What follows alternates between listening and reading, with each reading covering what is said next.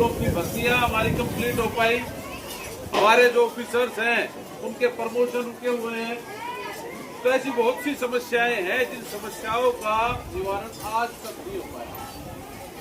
कारण सिर्फ एक ही है,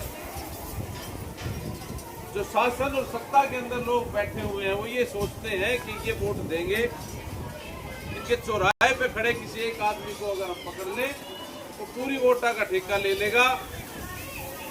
अरे पूरी वोट उसी चक्कर में पड़ती भी नहीं। हमें अपने आप को मानसिक रूप से मजबूत करने की जरूरत है। मेरे एक छोटे से जीवन के अंदर मैंने बड़ा संघर्ष किया और मैंने वो काम किए जब मेरे समाज ने मुझे ये कह दिया था कि नहीं ये काम नहीं हो सकता। जब मैंने अपने समाज को ऊपर उठाने के लिए समाज के ऊपर चौधर की पगड़ी रखने का कार्य किया तो मैंने इतिहास में पहली बार खाप पंचायत का निर्माण किया। आज से 6 साल पहले 6 खाप महापंचायतों का आयोजन पूरे हरियाणा प्रदेश के अंदर हमने किया।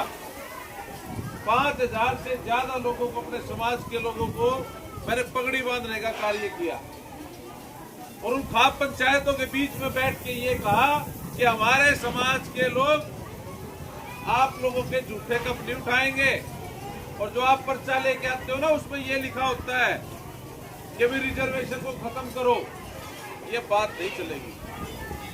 और उन खाप पंचायतों ने भी ये माना कि हाँ हमें इन चीजों से दूर हटना होगा।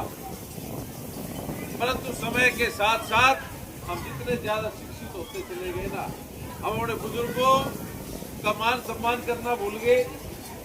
क्योंकि आपको ये मानना पड़ेगा कि हम जिस प्रदेश के अंदर रहते हैं उस प्रदेश की जैसी पृष्ठभूमि है, उस प्रदेश के अंदर जिस तरीके की संस्कृति है, उस संस्कृति और पृष्ठभूमि के अनुसार ही हम अपनी बातों को मनवा सकते हैं। अगर मैं आज ये बात करूं कि भी मैं हरियाणा में बैठा हूं और मैं तमिलनाडु के पृष्ठभूमि और संस्कृति को हरियाणा में लागू करना चाहूंगा और उससे अपनी बात मनवाना चाहूंगा तो शायद वो संभव नहीं है। और होता इसलिए आया है कि हमने सपने देखे कि हम भाई मुंबई में जाके कोठी बनाओगे, परंतु हमारे पास यह 100 गज का प्लाट भी नहीं। हम गांव से निकल के चले गए और अपने गांव के भाईचारे को भूल गए, जिससे यहाँ की मौजूदा जितनी भी सरकारें हैं उन सरकारों ने भी हमें भूलना स्टार्ट कर दिया। क्योंकि हम इकट्ठा होना जानते हैं तो सिर्फ 2-3 मौकों पे जानते हैं, बाबा साहब की जयंती आएगी या गुरु महाराज का पर्व।